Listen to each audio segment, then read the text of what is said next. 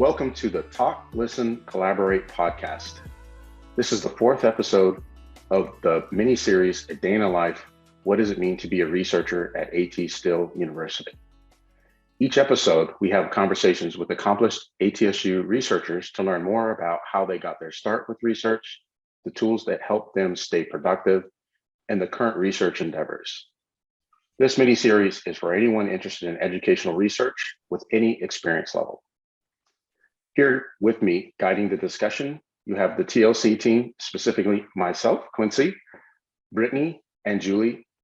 And of course, behind the scenes, we have Brenda. Brittany and Julie, please say hi to our listeners. Hello, hello. Hi. Julie, who do we have the pleasure of speaking with for today's episode? We are delighted to have Dr. Kathleen Mathieson with us today. Dr. Mathieson is an associate professor in the Doctor of Health Sciences program, where she teaches a variety of classes, including courses on research topics. She mentors students who are conducting research projects of their own, and her own research interests center on the perception and uses of telemedicine, as well as the factors that influence the efficacy of distance education for research and statistics curricula. Dr. Mathieson holds degrees in sociology, and from that lens has focused on both statistics and sociology of health. She has shared her knowledge with the research community through a variety of roles, including serving on the MESA IRB, and outside of the university has served as a peer reviewer and a board member for several academic publications. We're so excited to have her with us today. Dr. Mathieson, welcome to the Talk, Listen, Collaborate podcast. Thank you. It's a pleasure to be here. I really appreciate the invitation. So for this mini-series of our podcast, we're looking at a day in the life of a researcher at ATSU. Can you share with us what a typical day looks like for you? Yes, this is a difficult question because I'm not sure there's a typical day. And I think you get that response probably from a lot of people. But I can tell you that there is sort of a typical flow to my week. So I sort of think about it in terms of how my weeks flow. And a lot of that, I think, is because I teach in an online program in the DHSC program in CGHS, and our curriculum is structured on a very standard sort of weekly basis, so that assignments are always due on Sunday, and then we need to get feedback and grades back to students promptly so that they can begin working on that current week's assignments. So there's a very cyclical and standard flow to that. And 65% of my role as a faculty member is teaching. So that's the biggest part of my role. So what I try to do weekly is I will sort of front load my week with my teaching activities and really try to get the grades in, try to get feedback to students, and try to schedule meetings with students who might need some extra help, and usually focus on that toward the beginning of the week. Later in the week is when I try to reserve time for my scholarship activities, and service is sort of woven throughout depending on what meetings I have or what IRB reviews I'm assigned and so forth. So often a research day for me is going to be Friday because of the way that my week is structured. And a typical research day will also vary depending on sort of where I am in a project. So I might be doing a lot of using the Still Memorial Library search databases to do literature searching. If I'm kind of in the beginning stages of an idea or a project, I might be meeting with collaborators to sort of get a sense for where we are on a project, or I might be writing or doing analysis in SPSS or doing revisions on something that's been submitted and needs some revisions from the editors or the reviewers of the journal. So the actual activities depend on sort of what's going on that particular day. So I hope that helps give you context in terms of how the week is structured, and then how I try to get my teaching responsibilities done so that I do have time for scholarship toward the end of the week. Sounds like you have a plan, and even though no 2 days are the same, that's pretty cool to hear. We might come back to that momentarily, but you really have an interesting background. Your education kind of comprises of sociology and statistics. This jumps off the page for me. I find it extremely fascinating. What ways do you think that combination has helped shape how you approach your research? That's a good question. I think that, so my PhD is in sociology, and when in my doctoral program in sociology, I had to choose two areas in which I would take comprehensive exams. So I was definitely interested in health and healthcare issues. So I took a comprehensive exam in sociology of health, and I learned a lot about social determinants of health and social risk factors and sort of social policy related to health. And then I thought, I really, if I want to go into research and be involved in research, I really should also have my other comp be in statistics because that's just so practical. That was sort of a practical decision. And so that's sort of how I arrived at that combination. And I think that sociology is all about big picture issues. And that is sort of how I view, like the lens that I view things through. And when I think about research questions, it often starts on a wider lens. But I also, with the statistics part, I know I've got to distill things down into something that's measurable. So I think that's probably the biggest advantage to thinking about things from a statistical standpoint, is that you have to operationalize concepts or constructs in a way that is valid so that you're measuring what you want to measure. And you have to be able to measure things in a way that's analyzable. So that can help you if you look at a research question that's very broad and then think about, oh, what do I mean by attitudes? Or what do I mean by quality of life or satisfaction? If it's some of these subjective things that we are interested in as sociologists, you have to think about, how do I operationalize those? Are there validated instruments available? And then if you go back and forth between those things, thinking about the operational definitions and the measurement instruments available feeds back into the research question so that you can hone it a little bit and maybe make it a little more focused. So I think the statistics part helps me focus if I've got a question or a topic that seems rather broad. That's really fascinating. So can you tell us a little bit more about how you've used that approach to really think about some big picture questions? What are some of those concepts that you're interested in exploring?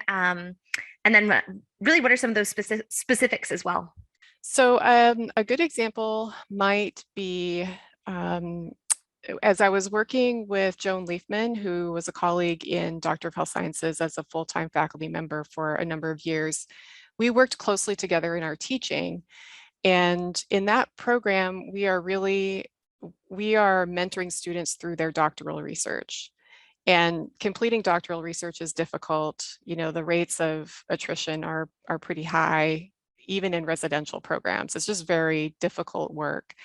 And for an online student who's trying to conduct research in that setting and can sometimes feel disconnected and be difficult for an instructor to engage with and sort of keep on track, those were issues that were always kind of coming up for us. Like, how do we promote success and foster support for these students who often they're working full-time in healthcare?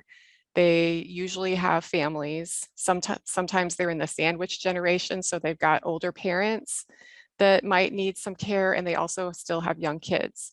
So they face a number of challenges. So we started thinking about how to best support them. And some of the concepts that we thought about were, how do we present ourselves as real people in the classroom so that they feel comfortable and they can come to us, and we're not just a kind of amorphous instructor at the end of the computer, so to speak. And as we thought about those, some of the concepts were very vague and kind of general, But then when we dug into the literature, we came across some frameworks and theoretical models that really helped kind of operationalize what we were thinking about. Like the community of inquiry model is one that we use quite a bit. And one of the components of that is this idea of social presence. And it's got a specific definition, and past researchers have developed tools and lists of questions to measure people's perceptions of social presence in an online learning environment. So I guess that's a good example of where we kind of started with something that wasn't super defined, but it was an interest. And then kind of through looking at the literature, we're able to have some ways to really be identifying, oh, this is what we're talking about. These are some of the ways to measure it. And then that can help you implement that into your research if you want to collect data. And, just by the sounds of what you just described, Kathleen, it sounds like a big investment of time. You're looking at a long range effort to try to understand what is happening. As we all know, research takes a lot of time, a lot of energy to conduct. Any given research project, like the ones you just described there, can take months, even a year to complete. Given that, what tools do you use to help you with your research process, and what helps you stay motivated and organized from start to finish? My tools or my strategies are not super innovative, but they work pretty well for me. I think one of my challenges is that the way I structure my week, as we talked about, I often am doing scholarship or research activities on one specific day. So if it's a Friday and I'm trying to jump back into where I left off the last Friday, it can be challenging and kind of overwhelming to get reoriented because I've kind of lost my inertia or lost my momentum at that point. I've got inertia. And so one of the things I try to do is just keep like a Google Doc. And if I'm working with collaborators, which I usually am, we share the Google Doc and we just keep track of, okay, this is the next time we're going to meet. Here are the action items and here's doing what. Here are the people who are doing these action items. And for me, having deadlines and accountability is really helpful. So if you think about completing the whole project, it gets overwhelming. But if you can just make reasonable sort of weekly, they can be very small sort of chunks of the project. But if you have a time-bound, deadline and you have someone you're accountable to, because you're going to meet next week and you need to do your, what you said you were going to contribute, that is really helpful to me. And it's a way to really keep track of where I am on a project. Another thing that I have started doing, have you heard of the Pomodoro method, any of you? So I can't wait to hear about this. I haven't heard it. I really love it. So if I have a day where I know I'm going to get distracted by my emails or student issues that are coming up, but I really, it's a research day for me and I really need to just dig in and start, but I'm feeling a little bit stuck. The Pomodoro method it's named after those little Pomodoro tomato kitchen timers, right? And basically what you do is you pick one task that you are going to work on in a very focused manner. So like I will turn off my email, shut down my email, shut off my phone, and I pick one thing, like maybe I'm searching the literature. And you set the timer for 25 minutes and you do that intensely. And then when the timer goes off, you get a 5-minute break. You can do whatever you want, step away from your computer, get a drink of water, and then you go back in for another 25-minute sort of intense work sprint. And each one of these cycles, I think, is called a Pomodoro. So you're supposed to do like 4 Pomodoros and then take a longer break. I don't totally follow it to a T, but it's very helpful to me when I feel stuck and I can sort of sense that there are other teaching or other related issues that might pull my attention away. And I just, you set the timer and I know in 25 minutes, I'm going to get a break. So I can do this for 25 minutes. And then once I do a couple cycles, then I'm back in it and my momentum's back. And it's just, to me, a real practical, easy technique to kind of get me going if I feel stuck.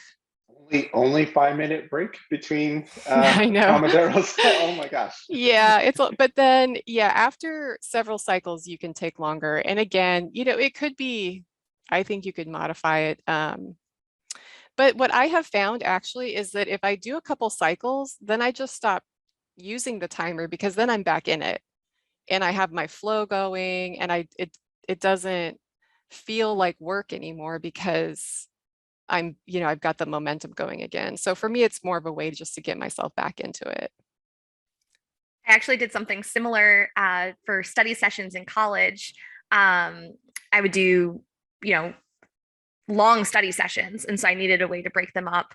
I didn't do 25 minutes at a time. I think I did closer to probably 45 minutes or an hour. But I did do what I called push-up o'clock at the top of the hour. So every hour on the hour, I would do 10 push-ups or jumping jacks or crunches or something to get it physically moving, because otherwise felt like I was drawn out of the learning experience because I was so tired of sitting. Right. So it's a way for me to get up and move around and build up my push-ups. Yeah, and I think that's good for your brain too. I think it gets your brain working if you do something physical, have some little breaks where you do something with your body. Yeah, those are some of the tips I use. Sometimes they're effective, sometimes less so. Well, and you've shared so much goodness already, and I can tell you are definitely a woman after my own heart. I love process. One of the things that is daunting for me is staying on top of the literature. You've talked a little bit about how you collaborate using Google Docs. Is that something that you use to stay on top of the latest literature, or can you share any tips? I think one of my challenges is that I am mentoring a lot of students at any given time who all have different topics. So I have a lot of disciplines and specialties and areas of the literature that I kind of need to be familiar with. And my research has been kind of diverse over my career. So, I don't just, and I'm not a clinician, so I don't just have one specific area that can make it challenging. So I do have some automatic searches that I believe I set up through the library where you can set up, the database and the keywords, and then you'll get a list. I think it's monthly. I'm not sure of the regularity, but you get a list of new research published that meets those criteria every so often, and that's helpful. Honestly, what I have discovered through experience is that working with a librarian is really invaluable. And I think people maybe don't use medical librarians as much as they could be, because searching the literature is such a specialized task and a specialized skill in terms of just knowing how to structure the Boolean logic and the parameters and which databases you should be focusing on depending on your topic. So I really have gotten into the habit of pulling our librarians in to help me, and actually am collaborating with Laura Lipke, one of our medical librarians, on a systematic review right now. We connected through her work in the TLC Ed Research program. So that's been really helpful. Yeah, I definitely am a big proponent of getting help from librarians. I think it's great. They always know way more than I do and have really great insights on how I should be searching to better find what I need. Well, that's fantastic to hear about those tips and collaborations that you've fostered. That's really fantastic to hear. I also think that, Brittany mentioned a challenge can be staying on top of the literature, and another can be really honing in on that research question. And you've shared a little bit previously about how you've combined your approach and your training in sociology to help you do that. But I'm wondering if you can share a little bit about some of the methods maybe that you use for crafting your research questions, and really how you keep the scope of a project realistic, right? It can be easy to start adding and getting really excited, but then that scope can become a little unmanageable. Yes. I think that my experience in mentoring students has been very helpful because the students in our program have very strict timelines. They have 5 research courses, and each one of them is only 10 weeks, which really isn't a long time, to do a whole literature review or to collect your data or to do all of your analysis. So when I mentor students, and I've been in that role for a little over 10 years now, I really try to focus on having them keep it very simple. So I think that's kind of spilled over into my work as well. And as kind of a research methodologist, I always think about, how am I going to measure this? How am I going to answer the question? How are these concepts going to be operationalized, kind of like I talked about before? And I think that really helps me take something that might be a broader question and hone it down and make it a little bit more manageable. Because I'm always thinking about the nuts and bolts of, this question is great and it's really interesting, but can I measure any of these concepts? Where will I get the data? Who would my subjects be? Who do I have access to from which to gather data? And all of those feasibility pieces, if there are big gaps there or big red flags, then I know I kind of need to go back and tweak it. And I'm sort of a practical person. I might be passionate about a topic, but I'm willing to change it to make it feasible and realistic, because I don't have time, to kind of stick to a research question that is not going to be manageable. It has to be manageable for me to be able to move it forward. I love that idea of making your research manageable in that educational research program that you talk about. That is a thing we really focus on in there so many times. And you can imagine the first time you wrote a research question, you were like, I want to solve everything related to everything, right? And then you're like, yeah, no, the clock is ticking. Hopefully somebody reeled you back in. But the idea of like, it needs to be practical, that we want to be able to answer the question with our methods, but at the same time, like, we don't have forever to do it too. So I'm so glad you brought that up, because it's something we talk about a lot, coming up with practical research questions. They need to be focused and practical. Love that. Which is a great transition, if I may. I'd like to talk about specific type of research now. And I think we've kind of already dabbled a little bit, but I want to talk specifically about educational research. And this is why, is because I consider myself an educator. I think Brittany, Julie also are educators. It's kind of our role here at TLC, among other things. We believe, we have this conversation a lot, we believe that there's an underrated opportunity here to do more educational research. One thing that we do have access to is students. It doesn't cost too much, right? They're paying tuition, they're here. But more importantly, how do you inform your own teaching practices? This is an awesome opportunity to be an astute educational research, to say, hey, what's working and what's not working?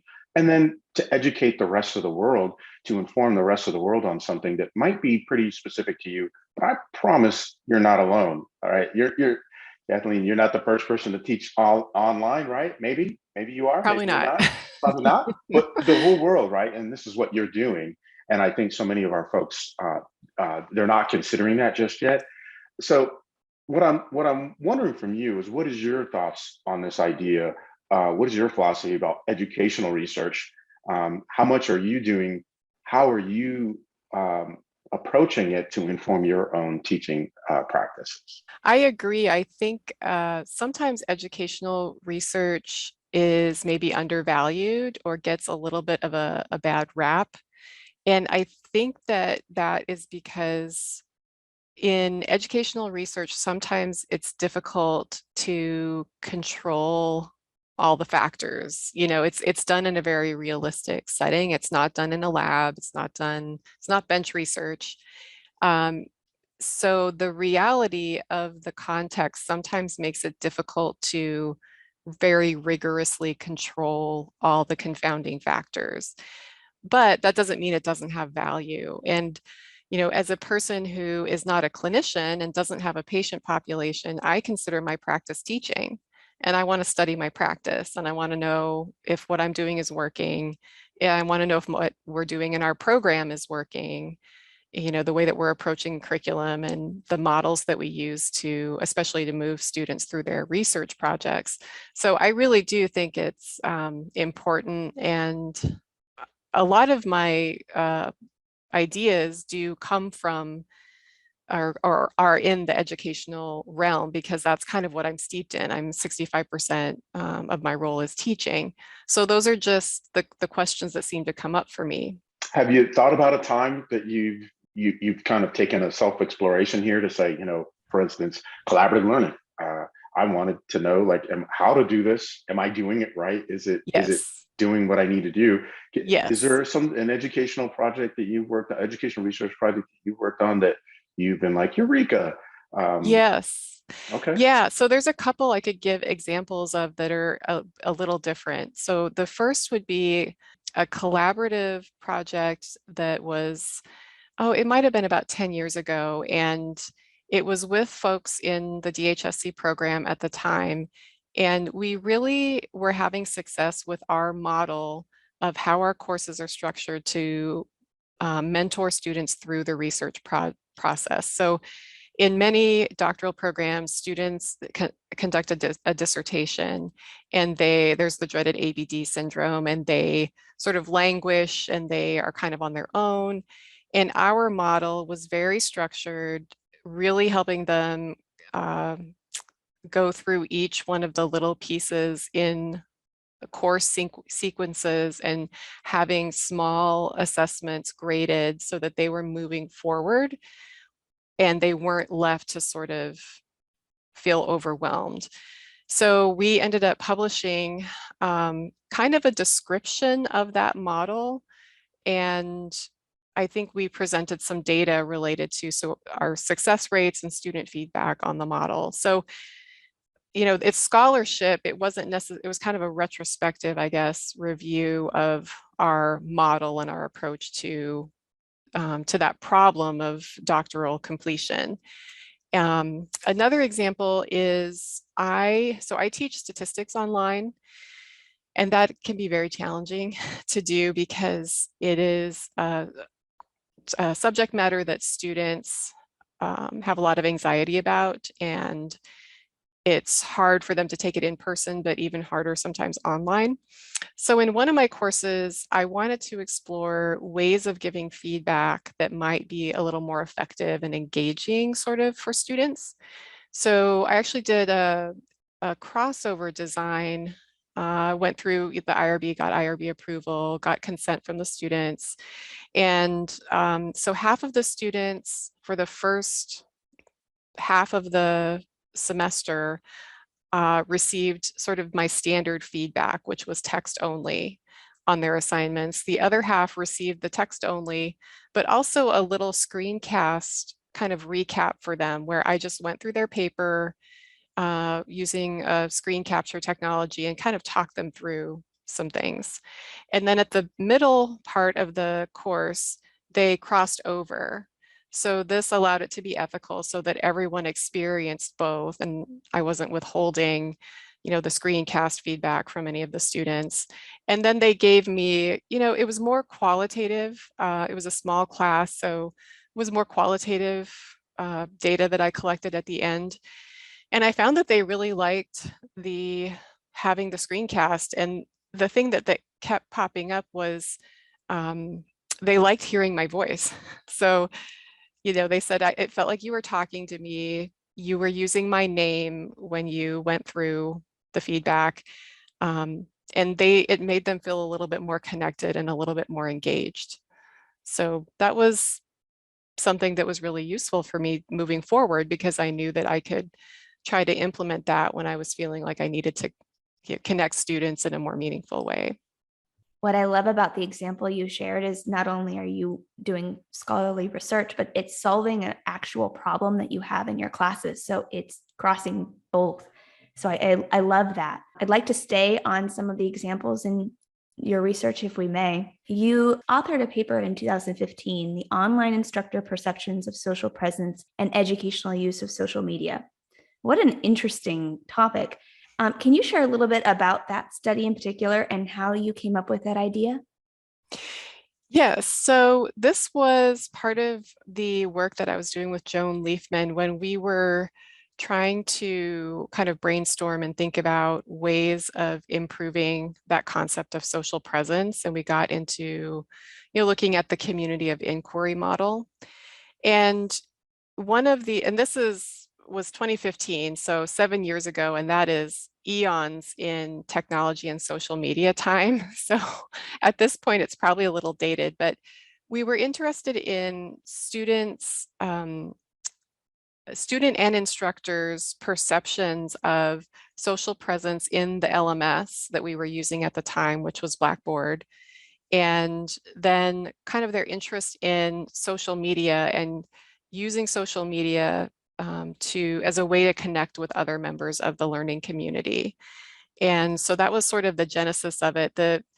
We actually did several studies. I think there were 3, and they were based on the same data set, but we collected a lot of data. So that's another tip in terms of efficiency is, to bite off chunks of a topic at a time. And you can collect data from a survey. And if it's a lot of data, you might be able to, look at different aspects of it. And in terms of productivity, publish several studies looking at different areas of focus. So what we found was that students and instructors were open to the idea of using social media to connect with classmates, but that I think they didn't want it to be outside the LMS. So, and this kind of jives with what I've experienced with students is that they don't want another thing to check. And I completely get that. So I think the way that I view our work in that area now is that, especially with the new tools that we have in our LMS with Canvas, which I think is a very good LMS, there really are tools that you can use to engage and have more community, have more dialogue back and forth. So it's less of a static text-based medium, so to speak. And I don't know that you always need to have an outside tool like a social media platform, an extra thing for students to check. I think that was kind of my takeaway and how I look at those findings now. So now for me in my practice, I look at ways to kind of accomplish that social presence piece in Canvas. So you can, with an announcement, you can allow people to respond to an announcement. If you enable responses, you can do video discussions. You can use blogs or wikis to kind of create a little more less formal communication. I always encourage students to share pictures at the beginning of the course and share a little bit about themselves, so we all get to know each other as people and not just as little avatars. And yeah, and video announcements I also sometimes will use to sort of walk students through different concepts in assignments, and especially those that I think they might have the most trouble with, or that in feedback to work that they've already submitted. If I notice some patterns that I need to address with the whole class, I can do a video, and I think that's usually something they would pay more attention to than sort of another text announcement or an email. You heard it here. Everyone should be using Canvas. You heard it here first. This is awesome. Certainly, we do try, I think, to house everything in Canvas as much as possible, because it just solves a number of issues. It's a one-stop shop, so it's convenient for students, it's convenient for faculty, and also it gives us a record of student work. So if we have a lot of things happening outside of Canvas, and students text me, I'm totally open to that, because sometimes that's the fastest way to get in touch with me. So, but in terms of the bulk of the assignments and the work and the things they're getting assessed on, that really all has to be in Canvas so that we have a solid record of that, and we're all on the same page, about the students on the same page about how they're doing. I'm on the same page, and it's better for everybody. That's phenomenal. It's music to our ears. We see Canvas as a huge opportunity to centralize the learning experience, for sure, for a lot of reasons. Mostly, believe it or not, for the learner, right? Just knowing where everything is in an intuitive way, not having them to focus on how do I communicate with what my instructor wants. Instead, they can focus on what it is, what's germane to the course. This paper, you brought up the idea of social media and how you were considering this whole thing. I have dipped a toe into this topic too. 2010, it was all the craze. I opened my MySpace account, and a lot of literature was suggesting this idea. You mentioned they wanted a one-stop shop. You felt like they preferred this. What do you think of this idea? Also, from an educational standpoint, particularly higher ed, because some of these folks have mortgages and families and all sorts of things. There was, to me, it seems to be that social media is successful in education when they can protect the two sides of themselves, meaning they don't mind being on there with the instructor and learning. They don't want you to know that what they follow on YouTube. They don't want to know who you're following. You get my gist? Yeah, I What do. do you think about that? Did you ever encounter that in your studies? Yeah, I do. I can't remember specifically in relation to our findings, but I do think from my experience with students that they do want some clear boundaries. And even in students' introductions at the beginning of a course, I can tell by their introduction how much they're willing to share. And it's okay if they don't want to share a lot.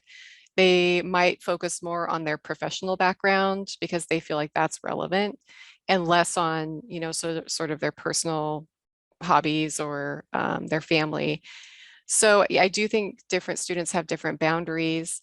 Older students, I think sometimes are skeptical of things like social media. They don't, they maybe aren't as open to it. So again, I think all roads for me kind of led back to, I think we can accomplish the same thing in terms of just engagement and better communication and offering information in different ways besides just text. I think we can do that in the LMS, especially having experience with Blackboard and then now having experience with Canvas, and Canvas is so superior in that regard that I'm just not sure. And I agree with you, it was kind of all the craze about a decade ago. Social media changes so fast as well. I mean, back when we did this study there, I don't think TikTok was around, and now TikTok is sort of all the craze, and it's probably going to be surpassed by something else. So it's just difficult because everything's always changing. So yeah, housing it in the LMS, I think is probably the best way to go. Outstanding. Could you imagine, students run this t-test using TikTok? We want to see an ANOVA analysis. Yeah. That would be fun. That you would know your stuff at that point. That's awesome. So I want to ask you a sneaky question. I think this might be as good a time as any.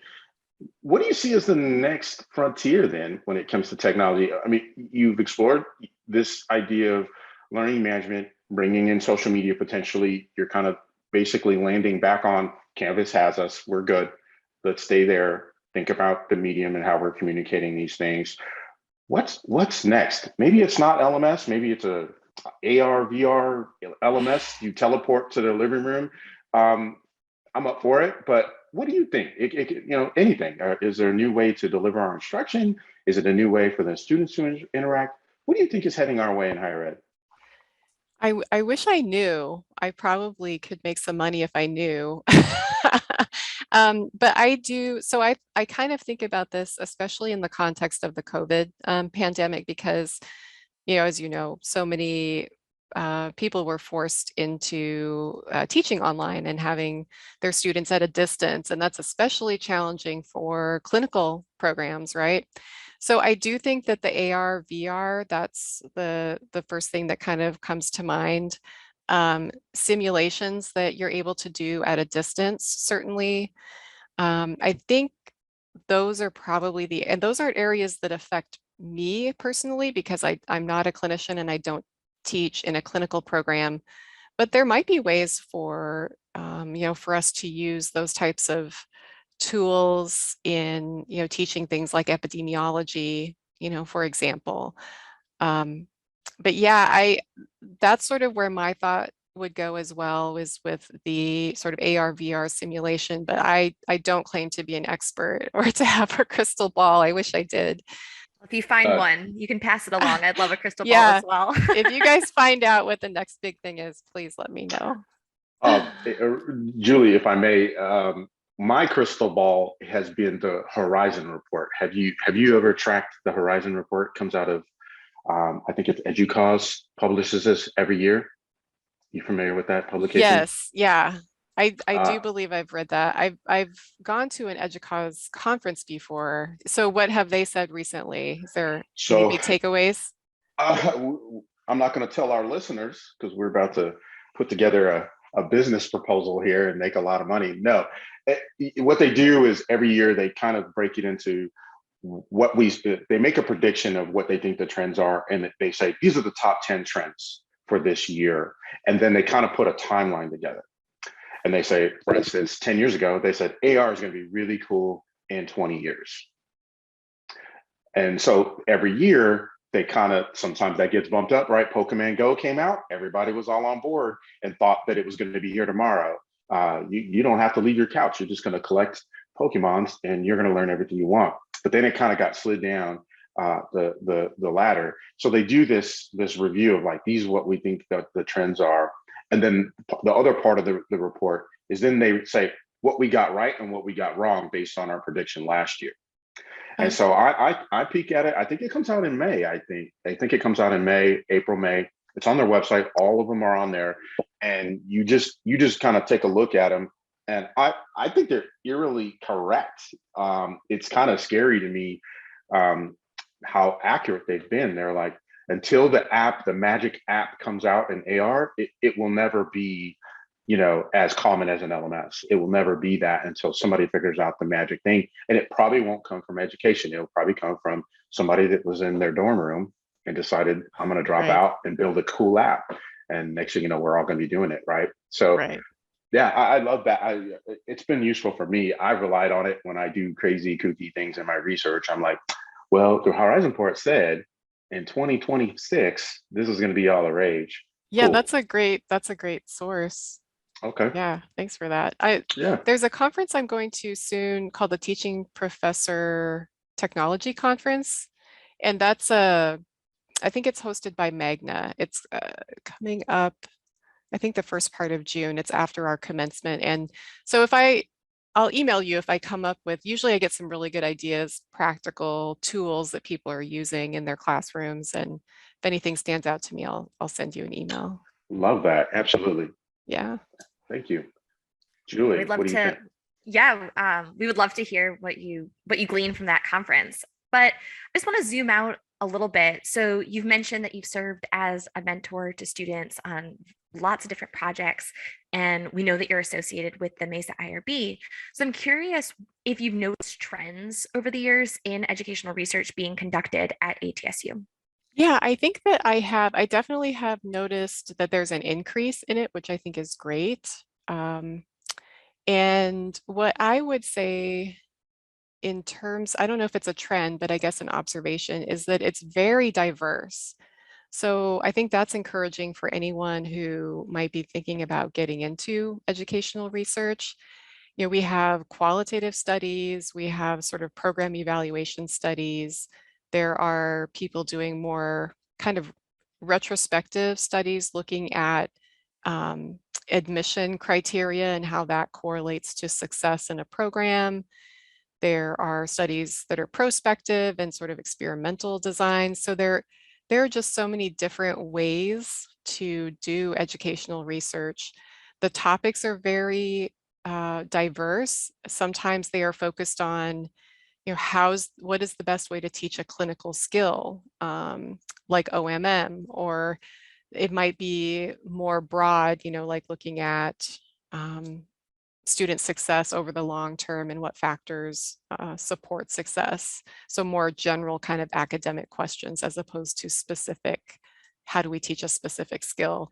There's so many possibilities that I've seen the volume of educational research grow, I believe, in terms of the grants coming through the IRC and through applications coming through the IRB. And the diversity is very wide, which I think is great. Well, that's wonderful.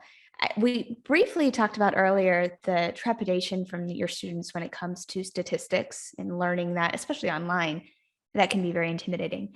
We also hear that from the educator side. Maybe they don't want to get into educational research because they're fearful of the statistics component. What advice would you give to someone who's thinking about doing educational research, but the statistics is holding them up?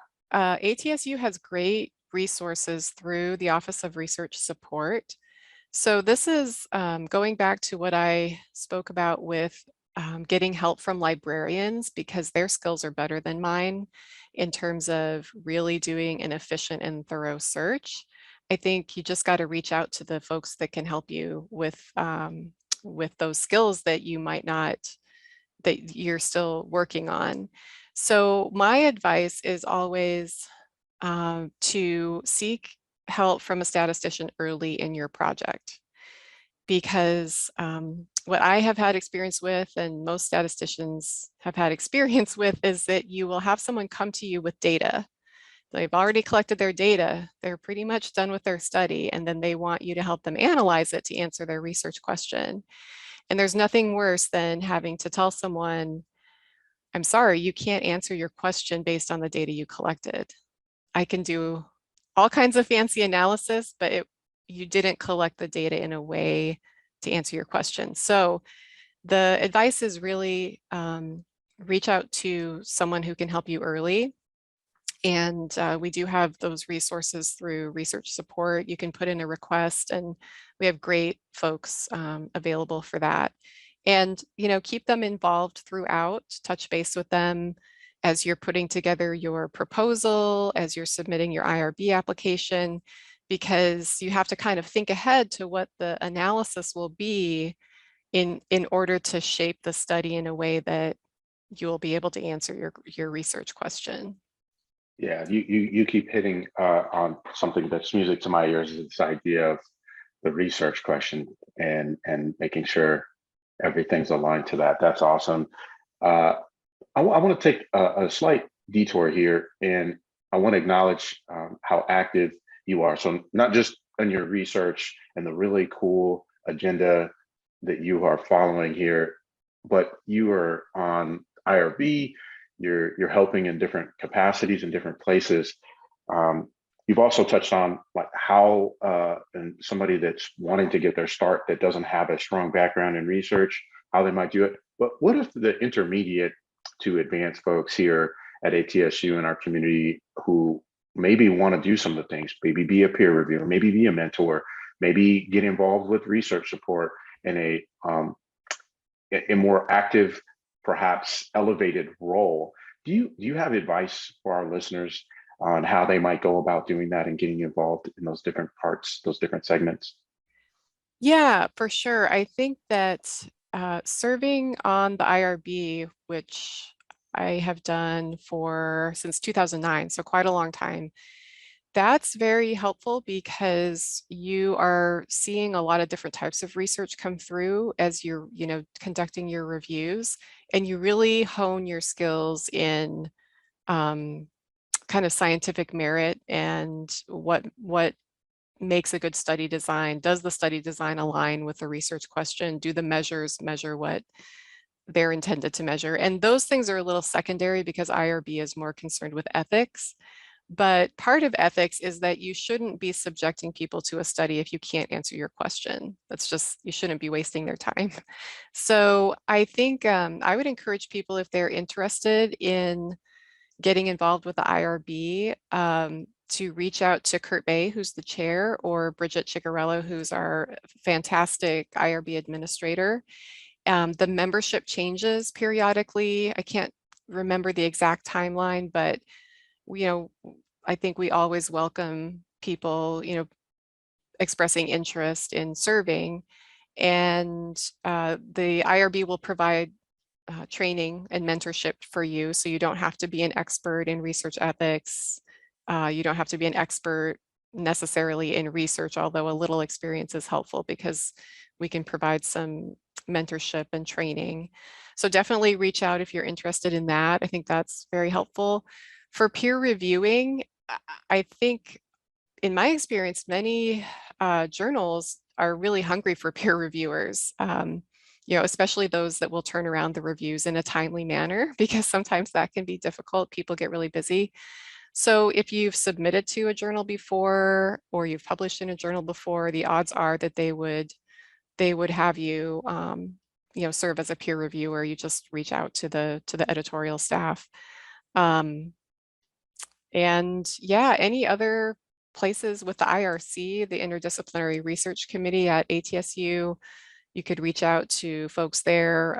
Allison Valier is a good place to start, and that's a wonderful group of people with varying levels of experience and different types of experience, from bench research to clinical to more educational research. So it's very diverse.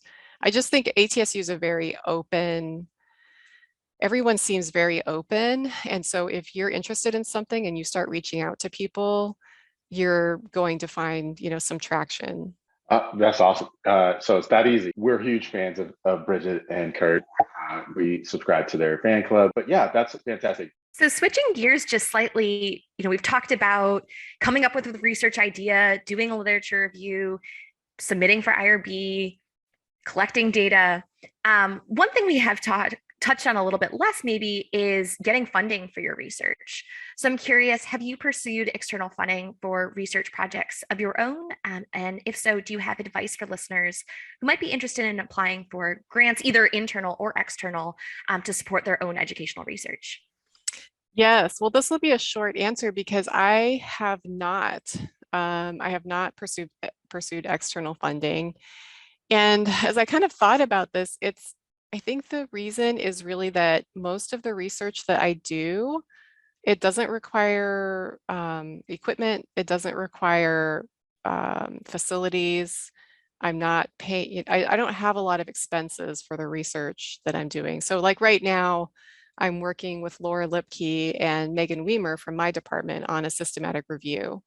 And this is going to take a lot of time. They're very time intensive, resource intensive in terms of human resources, but not costly in terms of needing funding. So I don't have a lot of experience with pursuing external funding, but there are certainly lots of folks that do. So if, for those people who are interested in that, we obviously have great folks to speak with, and the IRC and the internal grants program is very strong. I have been involved in that in terms of being a reviewer for quite some time. And it has really, I would say, over the last several years, especially, the processes have become more streamlined for applicants. The criteria are very, becoming more clear. And I think it's a very user-friendly way to get experience in putting together an application for grant funding. And the idea is that the internal funds give you kind of a springboard so that you can get your research agenda going, and then it supports you in seeking those external funds. So while I don't have that experience personally, unfortunately, I do think that there are lots of opportunities for people through the systems that we have. Yeah, and what I hear you sharing, right, is that people can get as involved in pursuing funding as they'd like. And still be successful, right? So for folks that are just getting started, you don't have to go after a major grant necessarily to get your feet wet, to get started, and really to pursue a full research agenda in educational research. Right. I think you have to figure out what resources do I need to answer this question? And if you do need resources that require funding, then looking at grant funding is a good option. If you can answer your question without that, then it might not be a necessity. So I have personally learned so much from this conversation. Thank you for sitting down with us.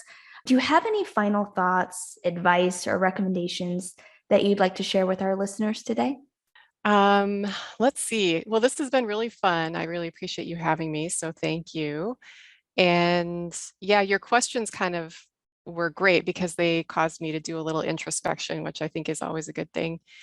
I just, I think ATSU is a great supportive place for multiple reasons, but it's supportive for those who want to do research. So for anyone interested who hasn't quite taken that leap yet, there's lots of resources available, lots of folks to reach out to, taking things in small chunks and just setting reasonable goals and kind of chipping away at those is kind of the way that I approach it. And ATSU also, I think just in terms of the diversity of research, especially over the last 5 years or so, we have a lot more qualitative researchers, and they're, from clinical to bench to qualitative to program evaluation. There just really are so many options for ways to get involved in scholarship. So not a lot of limitations that I can see.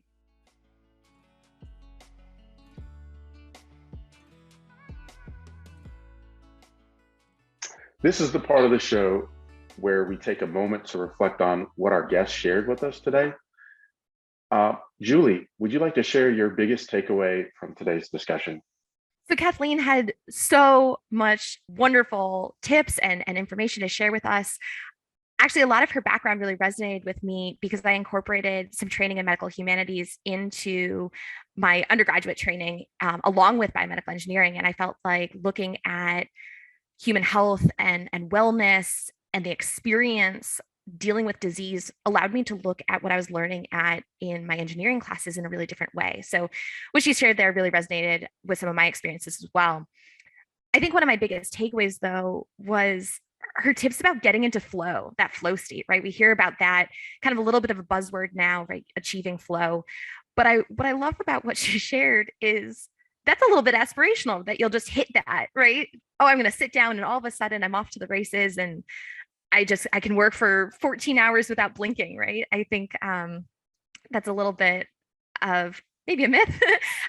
So I love that she shared some different tricks that she uses to help her get started, right? You may not sit down and feel like you can move forward at the pace that you want to, but here's some tips to kind of trick your brain into doing that, right? Do 25 minutes at a time.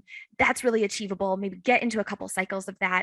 And that's when you can really dive deep, right? You can then maybe hit that flow state. So I really like that she shared that tip with us. I 100% agree with so many things vying for our attention. The fact that she specifically goes in and turns off her phone and mutes her notifications so that she gives herself that opportunity for that deep dive, kudos. I need to start doing that now. I am going to go a little bit of a different direction, but stay on the tips and tricks. When she talked about how she started leaving her students voice memos where she was talking them through maybe some things that they missed or opportunities to take it even further, I resonated with that so much, mostly because of where she's teaching. Teaching students online and you're teaching them statistics. That was so thoughtful of her to not only go forward with that research, but then use that information to continue doing it differently and better with her teaching. So that is sticking with me 100% today. And Brittany, if I might add there, I think what she spoke to so wonderfully is using the technology intentionally, right? Using tools that we have available specifically to make connection with students and to share feedback in a really intentional way. So I loved that as well. She was so modest about it too. It was funny. She said, "Well, it's not innovative, but it works, right?" She said those type of things. We don't need flashy technology. We just need to rethink in a creative way how we use that technology. Canvas, as she's proven through her research, has everything that you need. Creating community, using videos to to release information, themes, those type of things. And students, she mentioned the students appreciated hearing her voice. They felt like that they were in the classroom with her and that they had a personal connection. What's that worth, right? And especially in an online environment. But what's to say that we can't do that in our in-person courses too? And just looking at different ways to capitalize on using our LMS system, creating an ecosystem. Phenomenal, absolutely. Related to that, she one thing that I think I'm going to take away, and I'm actually going to think about this immediately when we wrap this episode up, is ways to be prepared for the variation of her day. She mentioned, what does a typical day look like? Well, there is no typical day. That is a typical day, right? I'm doing some meta-analysis thing there, but I get it. We don't know what's coming our way. I don't know what's coming my way based on my role here at ATSU, but there is evidence. There is the idea that I can be ready for that. I need to maybe do more to be ready for that unknown, that uncertainty. And then the way she blocks her time to stay productive too. I love, Google Doc. We hold ourselves accountable. We chip away at this thing, chopping down the tree. Brittany, you said this to me so many times. How do you eat an elephant? One bite at a time, right? Instead of trying to eat the whole elephant, let's chip away at these large scale projects or even the small scale projects, one bite at a time, instead of being overwhelmed and overrun by the details, right? So she really opened my eyes to a new way of thinking. And I think I thought about it, but now she's made it applicable. She's made it actionable for me. But the Pomodoro, all in on this idea. I'm going to go get a kitchen timer right after this episode drops. Absolutely. So, so grateful to have met with her and for her to share all that wisdom. Super, super helpful. And last but not least, love to recognize some folks that have helping us make this happen. We enjoy these podcast episodes and bringing them to you. I want to, gratitude is the attitude. Special thanks to Miss Brenda Jackson, who behind the scenes, she's the glue that keeps the TLC together. She'll help us get this out as well. She's a major contributor here. Shout out to our friends again, CNM, Amanda and Roxanne, definitely rock stars that help us out. You heard it here. Once again, our friends in the library, huge shout out to them. Continue to do what you do. We hope to keep you busy, librarians. Watch out for that. Special shout out to our guest today, Dr. Kathleen Mathieson. Super engaging, really a thoughtful conversation. Really appreciated her taking her time out of her busy day today to meet with us. Really special thank you to the listeners, for all of you, for taking time out of your packed day to make this a priority to hear this. We'd love to hear what you took away from today's episode. Down in the link in the description, you'll see an option to be able to give us feedback on what you thought about today's episode. And for those of you interested in getting credit for the Level Up program, whether you're enrolled or not, click the link as well in the description. It will take you to the page, the form, to let us know that you listen to this, and we'll get you credit for that towards the Level Up program. Until next time, we hope you stay safe out there, stay healthy. This is your friendly TLC team. Quincy, Brittany, Julie, Brenda, we're saying goodbye for now. Until next time.